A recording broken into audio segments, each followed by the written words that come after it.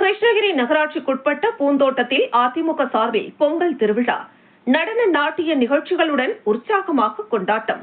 அதிமுக சட்டமன்ற உறுப்பினர் அசோக்குமார் நிகழ்ச்சியை துவக்கி வைத்து உரையாற்றினார்.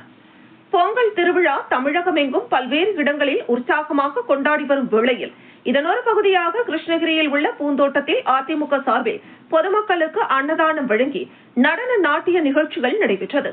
அண்ணா தொழிற்சங்க செயலாளர் நாகராஜ் தலைமையில் நடைபெற்ற இந்த நிகழ்ச்சிக்கு கிருஷ்ணகிரி சட்டமன்ற உறுப்பினர் அசோக்குமார் சிறப்பு விருந்தினராக கலந்து கொண்டு பொதுமக்களுக்கு அன்னதானம் வழங்கி உரையாற்றினார்.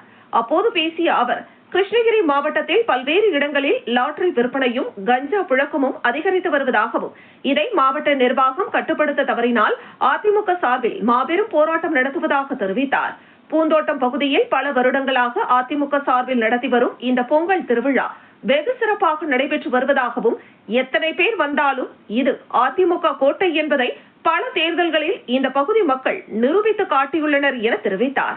இந்த நிகழ்ச்சியில் அவைத் தலைவர் காத்தவராயன், நகர செயலாளர் கேசவன், எம்ஜிஆர் இளைஞரணி செயலாளரும் முன்னாள் நகரமன்ற தலைவருமான Thangamuthu, IT wing Chandru, J K. Venkatachalam, Nawab, Mariappan, Saravanan, Gopi, Rajasekar, ஹாஜி மேஸ்திரி உள்ளிட்ட பலர் அதிமுக சார்பில் நடைபெற்ற பொங்கல் விழா நிகழ்ச்சியில் கலந்து கொண்டனர்.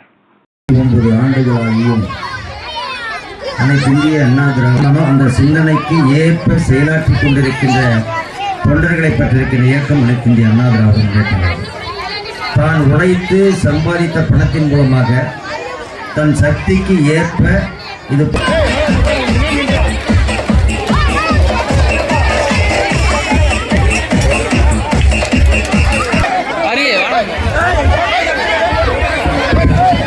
எல்லாம் பொறுமையா வாங்க. எல்லாருமே சாப்பாடு இருக்குது. யாரும் யாரும் ஒவ்வொருத்தரா வாங்கப்பா. எல்லாருக்குமே சாப்பாடு இருக்கு. இப்போது புரட்சி தலைவர் எம்ஜிஆர் அவர்களின் பிறநாளை முன்னிட்டு அன்னதானம் வழங்கப்பட்டு கொண்டிருக்கிறது. பொதுமக்கள் பொறுமையா வாங்கிட்டு போங்க.